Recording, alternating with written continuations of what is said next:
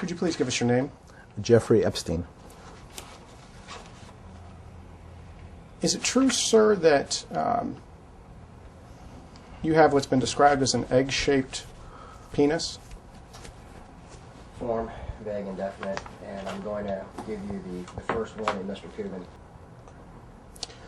Sir, according to the police department's probable cause affidavit, one witness described your penis as oval-shaped and claimed when erect it was thick towards the bottom but was thin and small towards the head portion and called it egg-shaped. Those are not my words, I apologize. But as Mr. Now adjourned. As Mr. Critton has stated, that this is a... I'm willing to continue. Hey, what's happening? It's Bill Smith. We're going to go over some Q posts, and then we're going to talk about this Epstein case a little bit. So this is a post from July 8th, 2019. This is from 3 days ago. The post that I want to point out is 3367. I want to tie it in because this Mad Hatter guy, this goes back to Clinton and the WikiLeaks. You can go check that out. I forgot the guy's name. But what I want to point out is that it brings up Nickelodeon. So two people who are responsible for creating Nickelodeon and serving on the board of Disney and working in children's television are in the Epstein flight logs, and both are on the board of this charity called KinderCare, and like I said, both are on the Epstein logs. They've been to the island, probably. I haven't confirmed it. I'm taking Q's word for it. The one next to it says it's this image that we've seen multiple times. It's the movie theater posters, and it's 4, 5, and 6. 4 is Guardians of the Pedophiles. And I think that's what we're about to unravel. It's not, and that's what I wanted to make clear to you, is that for me, it's not about tracking Epstein. Epstein is like the guy's name on the billboard. I want to know who installed the billboard, who runs the billboard. I think that Leslie Wexner, founder of Victoria's Secret and owner of Bath and Body Works, I believe that he is probably the financer of that island and Epstein's billionaire status in general. So you ask yourself, how did they get away with this? We all knew about it. I was outraged, as you likely were. So how did they get away with it? That is the breaking story today. So this is on vdare.com. Ann Coulter on Epstein. Get Acosta, but get the right guy too. So I think this guy's name is Alexander Acosta. Now, worth pointing out is he's Trump's labor secretary, and this guy in this position would be responsible for prosecuting human trafficking. That's this guy. He's a lawyer background as a prosecutor, state's attorney. Now, Acosta admitted that he buried this thing, but said that people were pressuring him to do so, saying it's above his pay grade. So how are you going to take that? This guy is the prosecutor. It's his job to do the right thing. It's not his job to bow to political pressure. He's nobody's, as a prosecutor, he's not a manager. Okay, he's not a lackey. You wonder how people get away with this stuff. So he's a coward, and he allowed it to happen.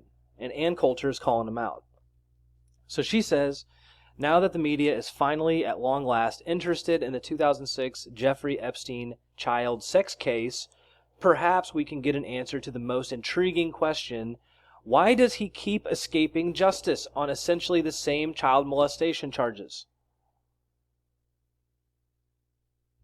She brings up Alex Acosta, who I've mentioned, and she says that Acosta is not the real villain. She points out this guy named Barry Krischer. Now today, people are back and forth. Everybody knows that Acosta's name is all over this, and he's right next to Trump. So why would they hire this guy? The optics of it is just bad, unless this has some sort of blowback and Trump can, manage the situation. I would have never hired this guy unless I had some kind of secret plan to use him as leverage somehow in the public. So I'm going to read this comment because this guy kind of sums it up. It says, according to the Palm Beach chief of police and a detective within the department, They told the Miami Herald last year that they felt pressured by Krischer to downgrade the case to a misdemeanor or drop it altogether. So who really dropped the ball exactly? The state could have prosecuted him at any time. That's Acosta. They didn't. The U.S. attorney picked up the case. They dropped it for whatever reason. It went back to the state, who gave him a cushy deal, including weekends in jail. It wasn't just the U.S. attorney who may have violated the VCRA. It was the state's attorney as well, and both could have and should have prosecuted him. All right, so I'm not sure if that was Krischer or the other way around, but these are the two people they're talking about. They're talking about the ball getting dropped back and forth between Krischer and Acosta. People go on to comment. They say these people all bowed to politics and politicians that Epstein had purchased. All of them, Acosta included. It's a disgrace. People bring up the DNC and the RNC, which is Democrats and Republicans. And it says, someone else says that the mainstream media just needs a way to blame Trump. So this could be the big setup. Maybe if Trump didn't bring Acosta in and give him a labor secretary position in the cabinet, there wouldn't really be any red meat on the bone for the U.S. mainstream media to go after. You know what I'm saying? So by bringing this guy in, it puts him next to Trump, and it makes Trump look like he might be vulnerable. So then they can go after Trump through this angle of, look, see, Trump enabled this guy. All that's going to do is put more eyes on this story, and then eventually people are going to figure it out. So maybe that was the plan all along. Okay, so the plot thickens. 12 years after getting Epstein off of this case, right? Spike in this case, this guy named Barry Krischer, who is Jewish, in 2018, December, so this is just like 8 months ago, gets an award from the ADL, the Anti-Defamation League. Presented its Jurisprudence Award to former Palm Beach County State Attorney Barry Krischer, recognizing his contribution to the legal profession and the greater community. So he's Jewish. That's interesting. And the plot thickens. Remember, we're talking about the guardians of the pedophiles. How do they get off? How do they escape justice? So it says on this article, this is on Front Page Mag. I believe this is a Jewish outlet. Possibly. I can check that. But it says, Krishner's history is almost as interesting as Epstein's. Epstein was politically protected, and so was Krischer. Just so you can see, this is the guy. This is what he looks like. This is Barry Krischer. He is Jewish. I know he looks like a white person. It's so hard to get past that, okay? But he's not white. He's not. He's not a Caucasian. He's a Jew. And if you search his name on DuckDuckGo, you get this other, which is a picture of Alan Dershowitz, who is also Jewish. And he is the lawyer for Epstein, who is also Jewish. So you have 3 Jewish people working together to spike a story that could implicate a lot of different people. Remember that. Now, some of you don't know this, but Jews in particular have a great reverence for the mob. And it's no coincidence that there are more Jewish mobsters than any other race or ethnicity, including Italian. But Italians are the ones you see in the movie. Jews do not want you to know this. They don't want you to know that they hold these mobsters in great esteem. Mobsters like Meyer Lansky, who could have been tied to the JFK assassination, among other people. They have so many, they have their own Wikipedia page. And I'm telling you, like, this isn't a short page. This is long, okay? Extremely long. There must be over 100 Jewish mobsters on this list. Well documented. All referenced. Now you can learn about this on sites like this. This is My Jewish Learning, and this article is titled New York's 4 Most Famous Jewish Gangsters. These mobsters shared notoriously violent careers, but only one was convicted. Okay? Now you take that into context with the amount of Jews who occupy legal positions, such as lawyers and judges, and start putting two and two together. Okay, like you should be forming a picture at this point. All right, now back to the story. Remember, guardians of the pedophiles. That's what we're talking about. So I said Krischer's story is almost as interesting as Epstein. Krischer is the attorney, the Jewish guy who got an award from the ADL, right, to spike this case. Okay, that's what he did. He got rid of this thing. He made it all go away with Dershowitz and Epstein. Made it all go away. So here's some interesting stuff about this guy. Barry Krischer was sued by a legal secretary who accused him of groping her. When this happened, the National Organization of Women organized a rally in his defense, not hers. So the National Organization of Women rallied in defense of a state's attorney who is Jewish after he got Me Too'd. Think about that. I mean, what's the point? So then it says one of his former state's attorneys, so one of the people that he worked with, who worked for him, his name was Thomas H. Schneider, that's a Jewish-sounding last name, beat his mother to death with a crowbar. They found that guy not guilty by reason of insanity. And instead of going to prison, he was sent to a mental health facility. You see how this works? This is the Jewish protection scheme. You have to have ownership of the legal system in order to make it work.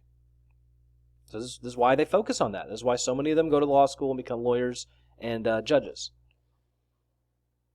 How can a man who is a state's attorney be good enough to be a state's attorney, but then be found not guilty by reason of insanity after he beats his own mother to death with a crowbar? I mean, how? How is that possible?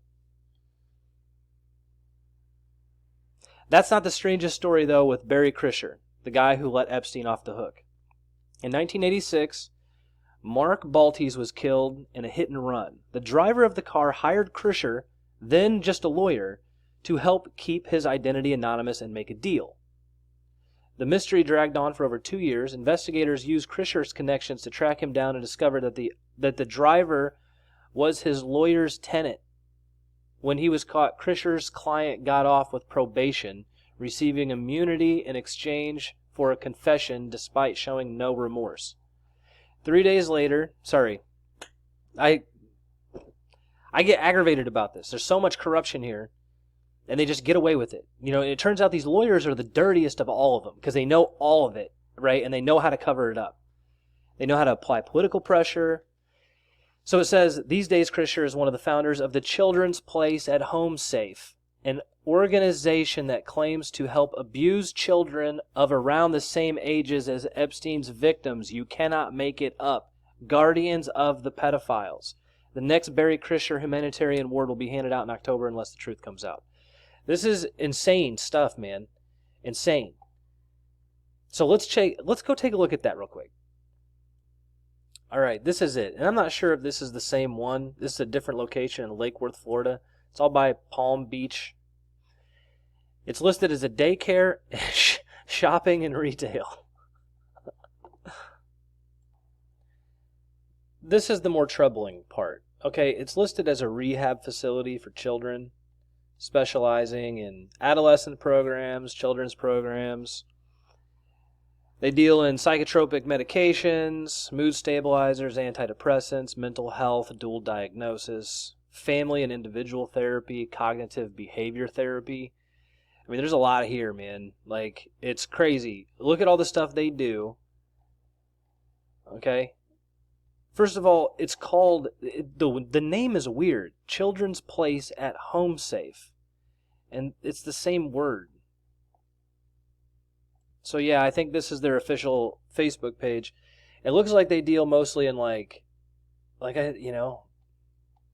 immigrant populations. Like, I don't know if this is some kind of like recruitment compound or if it's legit. I have no idea. You know, I just find this all very suspicious. Extremely suspicious.